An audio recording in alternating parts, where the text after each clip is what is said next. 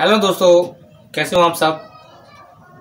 मैं आशा करता हूँ आप सब मस्त होंगे, व्यस्त होंगे और ज़बरदस्त होंगे। तो आज बात करते हैं हम भारतीय संविधान की।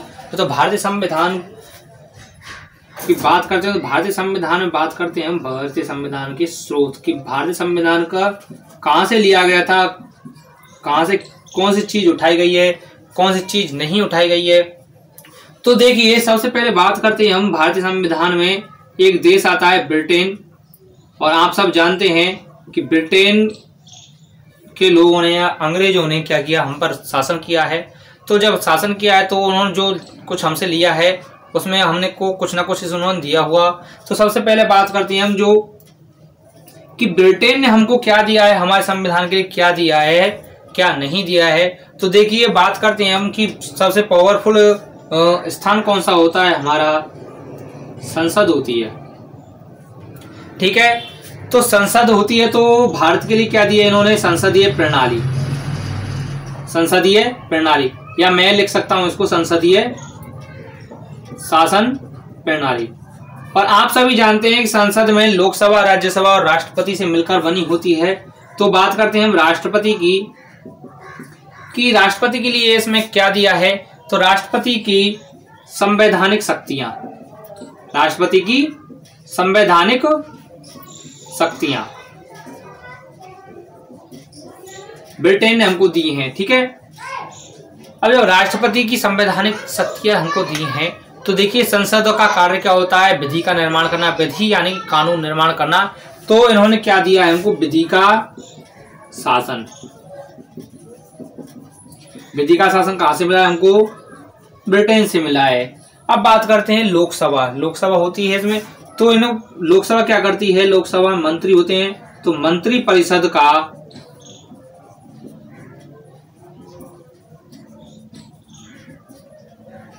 परिषद का लोकसभा के प्रति उत्तरदायित्व।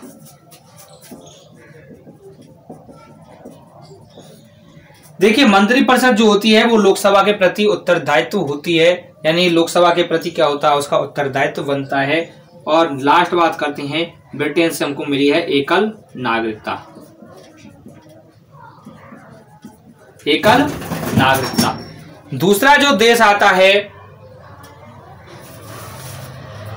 वह आता है आपका, तो देखिए एक बार पहले इसको रिवाइज कर लेते हैं। ब्रिटेन से क्या मिली है हमको, संसदीय शासन प्रणाली मिली है। दूसरा, राष्ट्रपति की संवैधानिक शक्तियां मिली हैं। तीसरा है आपका विधि का शासन। और चौथा है आपका मंत्रिपरिषद का लोकसभा के प्रति उत्तरदायित्व। और पांचवी जो विशेषता मिलती है, पांचवा जो स्रोत मिल रहा है वो है एकल नागरिकता। नेक्स्ट बात करते हैं, सबसे बड़ा जो आपका देश माना जाता है, सबसे विकसित देश माना जाता है वो है अमेरिका। तो अमेरिका से हमको क्या मिला है, संयुक्त राज्य अमेरिका से हमको क्या मिला है, यूएसए से हमको क्या मिला है। तो देखिए,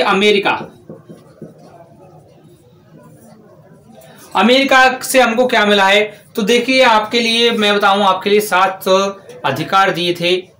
जो मूल संविधान था हमको उसमें 7 अधिकार प्राप्त हुए थे। 7 में से हमको एक को हमने क्या कर दिया, कानूनी अधिकार कर दिया। तो बात आती है कि हमको क्या मिले हैं, अधिकार मिले हैं। और वो अधिकार क्या है, मूल, या उनको कह सकते हैं हमको मौलिक अधिकार। मौलिक अधिकार कहां से मिले आपको, यूएसए से। ठीक है, दूसरी बात आती है उच्चतम न्यायालय। उच्चतम न्यायालय। तीसरा क्या मिला है आपको, संविधान की सर्वोच्चता। संविधान की सर्वोच्चता। संविधान की सर्वोच्चता कि जो हमारा जो संविधान जो कहेगा उसी के अनुसार क्या होगा, हमारा शासन चलेगा, शासन प्रणाली हमको चलेगी। और देखिए,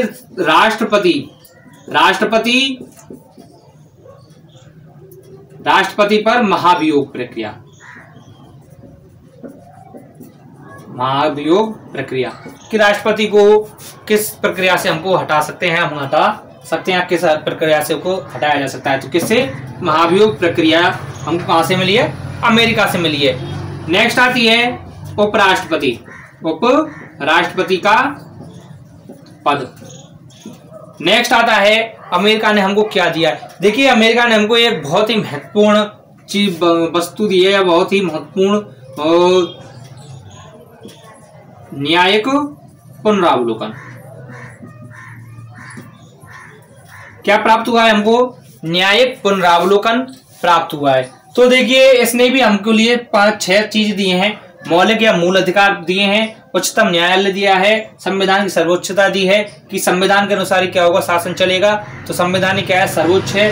राष्ट्रपति पर महाभियोग प्रक्रिया है, उपराष्ट्रपति का पद और न्यायिक पुनरावलोकन। देखिए ब्रिटेन से हमको क्या मिला था? राष्ट्रपति की संवैधानिक शक्तियां मिली थी, संवैधानिक स्थिति मिली थी, और इधर क्या मिला है? महाभियोग प्रक्रिया। ठीक है, दोनों को अंतर रखना है, दोनों में अंतर रखना है। अगर ये घोष हो गया तो आप पीछे हट जाओगे, और पीछे रहने का मतलब यह है कि आपकी नौकरी से हाथ धोना, यानी एक एक अंक पाने के लिए बहुत मेहनत करनी पड़ती है, और बहुत भाई उसी मेहनत के अनुसार क्या प्राप्त होती है? हमारी नौकरी प्राप्त होती है। तीसरी बात करते हैं हम कनाडा की।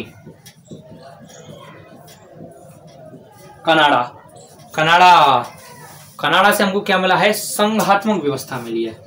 क्या मिली है? संघात्मक व्यवस्था। दूसरी क्या मिली हमको? कि अवशिष्ट शक्तियां मिली है, अवशिष्ट शक्तियां। और इन अवशिष्ट शक्तियां किसके पास होती हैं? वो होती है हमारे संसद के पास, संसद के अवशिष्ट शक्तियां होती हैं। ठीक है, और दूसरा है सुदृढ़ केंद्र। सुदृढ़ केंद्र यानी कि जो हमारा जो न्याय व्यवस्था होगी वो किस पर होगी? उच्चतम न्यायालय में। देश पर शासन कौन करेगा? केंद्र सरकार करेगी। ठीक है, 3 चीज इससे मिली है, संघात्मक शासन व्यवस्था, दूसरी मिली है आपको अवशिष्ट शक्तियां, और तीसरा है सुदृढ़ केंद्र। अब देखिए नेक्स्ट जो देश आता है वो आता है पूर्व सोवियत संघ, और जिसको हम आज उस नाम से जानते हैं, रूस के नाम से जिसे हम जानते हैं। ठीक है, पूर्व सोवियत संघ। ठीक है, तो पूर्व सोवियत संघ से हमको क्या मिला है? देखिए एक हमको सबसे बहुत ही अच्छी चीज मिली है, वो मिली है मौलिक कर्तव्य। मौलिक कर्तव्य हमको प्राप्त हुए हैं। और देखिए सन 1976 में एक संविधान संशोधन हुआ था, जो है 42वां संविधान संशोधन, और 42वें संविधान संशोधन में ये मौलिक कर्तव्य संविधान में जोड़े गए थे। ठीक है, नेक्स्ट आता है आपका आयरलैंड। आयरलैंड से क्या प्राप्त हुआ है? तो देखिए आयरलैंड ने भी हमारे लिए कुछ ना कुछ चीज दी है, कुछ बिंदु दिए हैं जिससे हमारा संविधान पूर्ण हुआ है। वो है, सबसे पहले आती है नीति निर्देशक तत्व। नीति निर्देशक तत्व राज्यों के लिए दिए गए हैं, नीति निर्देशक तत्व। दूसरा आता है जो राष्ट्रपति का निर्वाचन होता है, यानी राष्ट्रपति की निर्वाचन प्रक्रिया हमको इसने प्राप्त की है, राष्ट्रपति की निर्वाचन प्रक्रिया। ठीक है, नेक्स्ट आती है, इसने एक चीज और दी है कि राष्ट्रपति क्या करेगा? राज्यसभा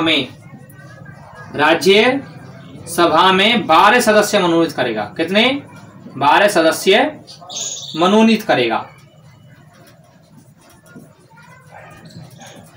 ठीक है, यानी कि राज्यसभा में 12 सदस्यों का मनोनयन किस प्रकार से होगा वो। ठीक है, नेक्स्ट बात आती है कि नेक्स्ट जो देश है वो है आपका ऑस्ट्रेलिया।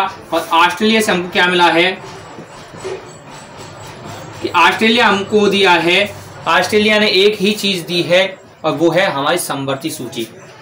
समवर्ती सूची। ठीक है, नेक्स्ट आता है आपका जापान। जापान से हमको 2 चीजें मिली हैं। पहला है अनुच्छेद का प्रावधान, कि अनुच्छेद भी होते हैं भाई, इसने बताया अनुच्छेदों का प्रावधान। ठीक है, दूसरा दिया है जापान ने हमको, वो दिया है कानून द्वारा स्थापित प्रक्रिया, कि कानून के द्वारा क्या होगा? देश चलेगा, कानून द्वारा स्थापित प्रक्रिया।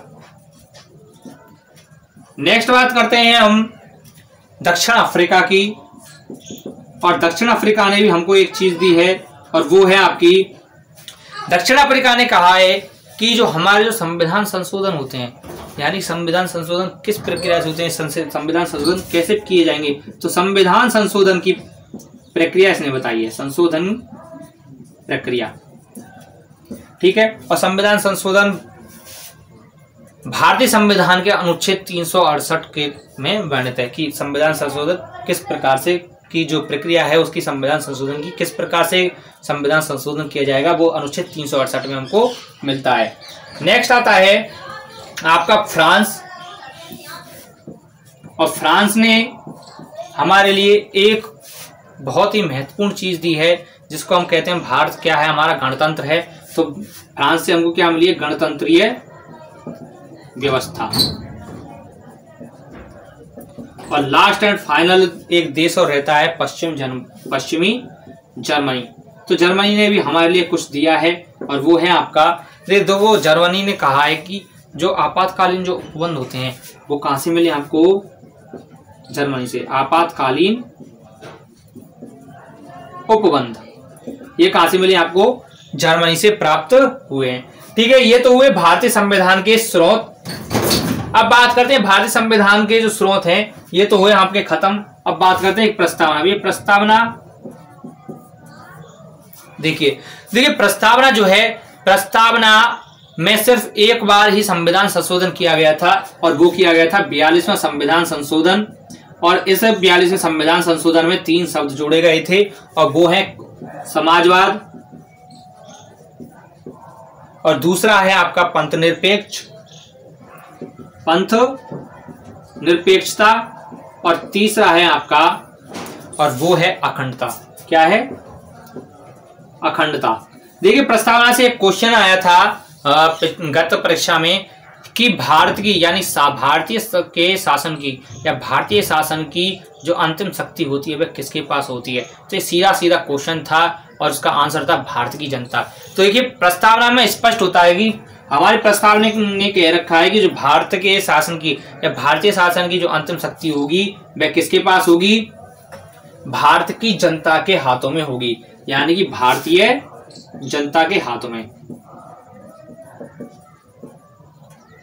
भारतीय जनता के पास या भारतीय जनता के हाथों में। ठीक है, शासन की अंतिम शक्ति कहां होती है, भारत की जनता के पास। प्रस्तावना में सीधा कहा गया है कि शासन की जो अंतिम शक्ति होगी वह भारतीय जनता को है प्राप्त है, यानी कि प्रस्तावना ने भारत की जनता के लिए शासन की अंतिम शक्ति प्रदान कर रखी है। देखिए प्रस्तावना से संबंधित 2 बातें आती हैं। एक बात आती है 1967 का गोलकनाथ। तो देखिए इसमें हमारे जो सुप्रीम कोर्ट है एससी ने एक बात कही थी इस बात के तहत कि प्रस्तावना जो है ये भारतीय संविधान का अभिन्न अंग नहीं है। यानी कि सुप्रीम कोर्ट ने कहा था कि सुप्रीम कोर्ट ने माना कि भारतीय संविधान में ये प्रस्तावना जो है ये भारतीय संविधान का अभिन्न अंग नहीं है। लेकिन 1967 के पश्चात जो दूसरा बात था वो था 1973 का, और 1973 का बात था केशवानंद भारती बनाम केरल राज्य। देखिए 1973 के केशवानंद भारती बनाम केरल राज्य के पश्चात प्रस्तावना को इसी केस के दौरान सुप्रीम कोर्ट ने कहा था कि यह जो प्रस्तावना है भारतीय संविधान का एक अभिन्न अंग है तथा इसके मूल ढांचे को छोड़कर इसके संशोधन की प्रक्रिया किसके पास है, इसके समय संशोधन कौन कर सकता है, वो कर सकता है आपका संसद। ठीक है, तो 1973 के केशवानंद भारती बनाम केरल राज्य में बाद में या 1973 की केशवानंद भारती बनाम केरल राज्य जो बात था उसने सुप्रीम कोर्ट ने साफ कहा था कि भारतीय संविधान का अभिन्न अंग क्या है, प्रस्तावना, यानी प्रस्तावना को भारतीय संविधान का अभिन्न अंग माना था। ठीक है, और इसी के साथ सुप्रीम कोर्ट ने कहा था कि इसका जो मूल ढांचा है इसके मूल ढांचे को छोड़ करके ये और बाकी का जो संविधान है उसमें संविधान को संशोधन की जो शक्ति है वो किसके पास है, संसद। यानी संसद जब चाहे संविधान में संशोधन कर सकती है।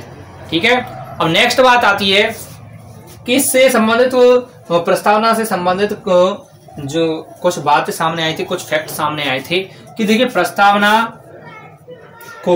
प्रस्तावना को संविधान की जो कुंजी है, संविधान की कुंजी